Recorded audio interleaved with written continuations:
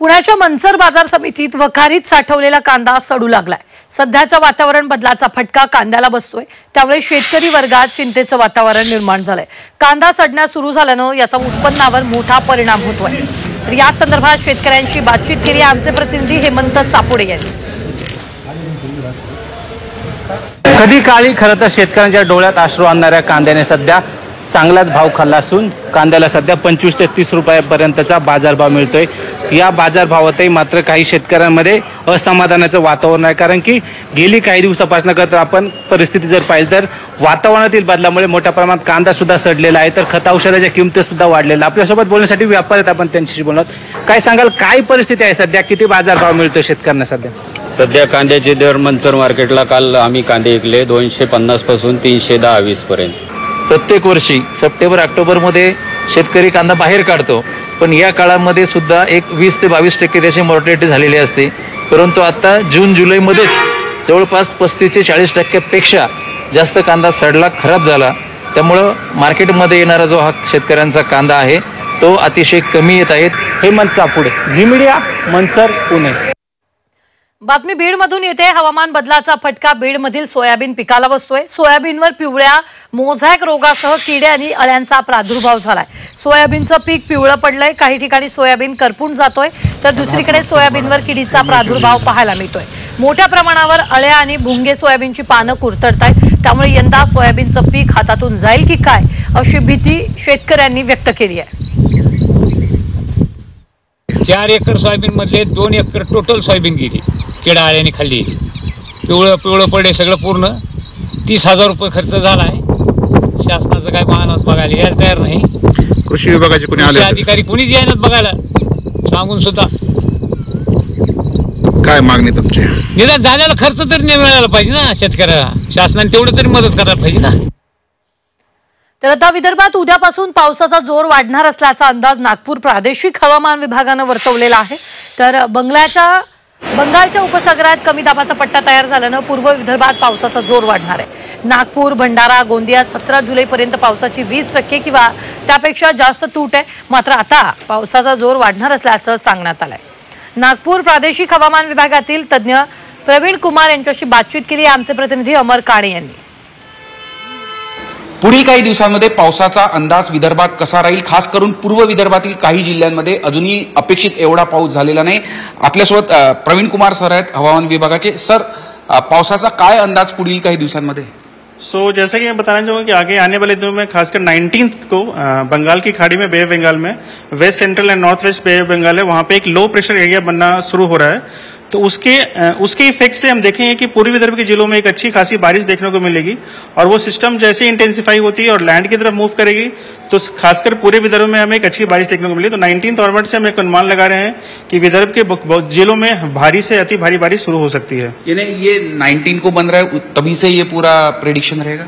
Generally जैसा हमारा एक क्लाइमेटोलॉजिकल जो चीजें होती है वो बताते हैं हम कि जैसी जेनेसिस, जैसी सिस्टम का निर्माण बनना शुरू होता है तो हमारे अच्छे ऋण मिलने शुरू हो जाते हैं।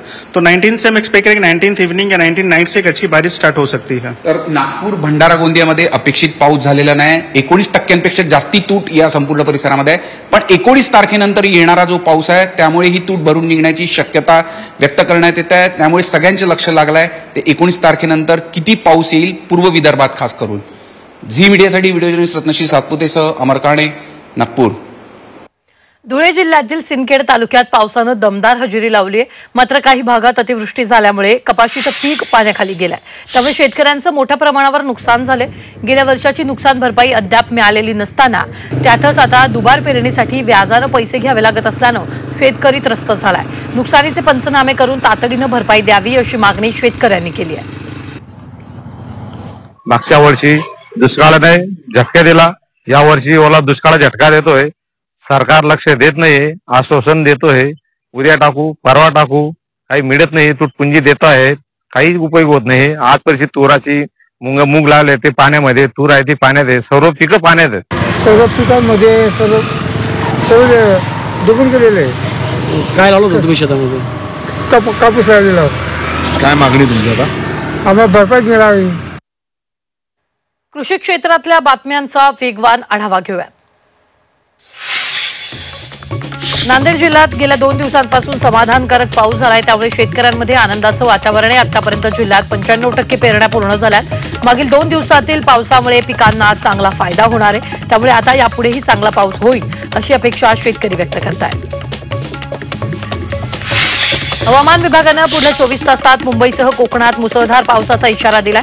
मुंबई, ठाणे, पालघर जिल्ह्यालाही ऑरेंज अलर्ट देण्यात आलाय. तर रायगड, रत्नागिरी, सातारा जिल्ह्यात रेड अलर्ट जारी केला. तर सिंधुदुर्ग, कोल्हापूर आणि पुणे जिल्ह्याला ऑरेंज अलर्ट देण्यात आलाय. त्याचवेळी पूर्व विदर्भातील भंडारा, चंद्रपूर, गडचिरोली, गोंदिया जिल्ह्यातही ऑरेंज अलर्ट जारी केला. सिंधुदुर्ग जिल्ह्यात मुसळधार पाऊस सुरू आहे. जिल्ह्यातील नदी नाले दुथडी भरून वाहत आहेत. सावंतवाडीतील तेरेकोल नदीनं इशारा पातळी ओलांडली आहे. तर वेंगुर्ल्याच्या होडवडा पुलावरून पाणी वाहत असल्यामुळे वाहतूक सावंतवाडी मार्गे वळवण्यात आली. तर हवामान विभागानं जिल्ह्यात ऑरेंज अलर्ट जारी केला. रायगडमध्ये हवामान विभागानं पावसाचा ऑरेंज अलर्ट दिला असून जोरदार पावसानं इथं हजेरी लावली आहे. तर पेण परिसरात अतिमुसळधार पावसामुळे जनजीवन विस्कळीत झालंय. दरम्यान येथील रस्त्यांवर पाणी साचलंय.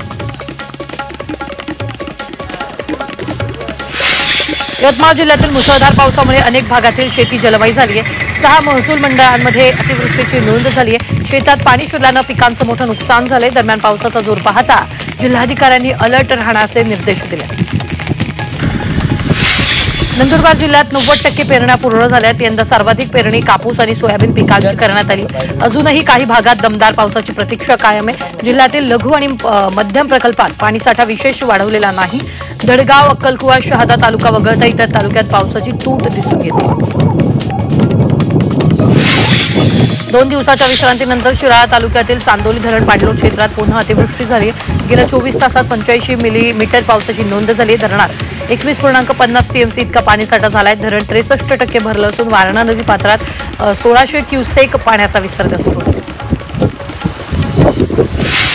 भंडारा जिल्ह्यातील घोशीखुर्द धरणाचे 19 दरवाजे अर्धा मीटरनं उघडण्यात आले. धरण क्षेत्रात मुसळधार पाऊस असल्यानं पाणी पातळीत वाढ झाली आहे. सध्या धरणातून 78,000 क्युसेकनं पाण्याचा विसर्ग सुरू आहे. धरण काठच्या नागरिकांना सतर्कतेचा इशारा देण्यात आला आहे.